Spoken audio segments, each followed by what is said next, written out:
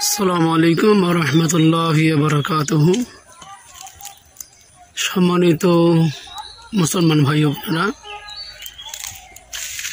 আল্লাহ রাব্বুল আলামিন যে নিয়ামত দিয়েছিল আমাদেরকে, যে নিয়ামত দিয়েছে আমরা ভোগ করতেছি। দেখেন আজকে কি অবস্থা, যে গাছটিতে এত সুন্দর এই ফলগুলি হয়, খেতে এবং দেখতে অন্যরকম, খেতেও সেই স্বাদ, কিন্তু অনাবৃষ্টির কারণে দেখেন গাছের ফলগুলি শুকিয়ে যাচ্ছে, অনবরত শুকিয়ে যাচ্ছে। এগুলি এতদিন অনেক বড় হওয়ার কথা ছিল, কিন্তু আজকে দেখেন কি অবস্থা এগুলির। এটা একমাত্র কারণ হচ্ছে অনাবৃষ্টি। বৃষ্টি না হওয়ার কারণেই আজকে এই ফলগুলোর এই অবস্থা। গোটাল গাছ দেখেন, যে গাছগুলি ভরপুর থাকার কথা, যে ফলগুলি ভরপুর থাকার কথা, সেই ফলগুলি শুকিয়ে মরে যাচ্ছে। এটা হচ্ছে অনাবৃষ্টির কারণেই। আর এই গাছটিতে প্রতি বছর যেরকম নটকন ফল হয়, সেই নটকন ফলগুলি আজকে দেখেন কি অবস্থা। পুরো গাছেই অনাবৃষ্টির কারণে কি অবস্থা দেখেন,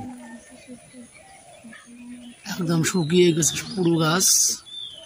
পুরো গাছের ফল পুরোটাই শুকিয়ে গেছে দেখেন।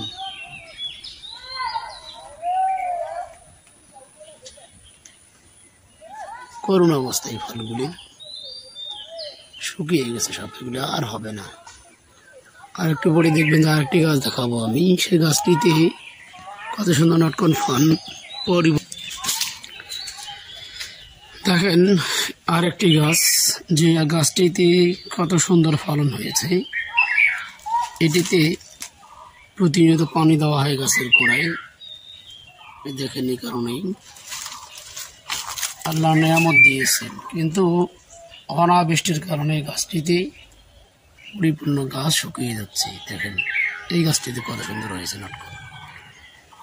আমরা এমন গুনাহগার হলাম যে আল্লাহ বৃষ্টি দিচ্ছে না আমাদেরকে। আর বৃষ্টি না হওয়ার কারণেই আজকে আমাদের ফল মূল, পশু পাখি, গাছপালা, সমস্ত কীট পতঙ্গ যেগুলি আছে কষ্ট ভোগ করতেছে। দেখেন আসলে আমরা 5 ওয়াক্ত নামাজ পড়ি, আল্লাহর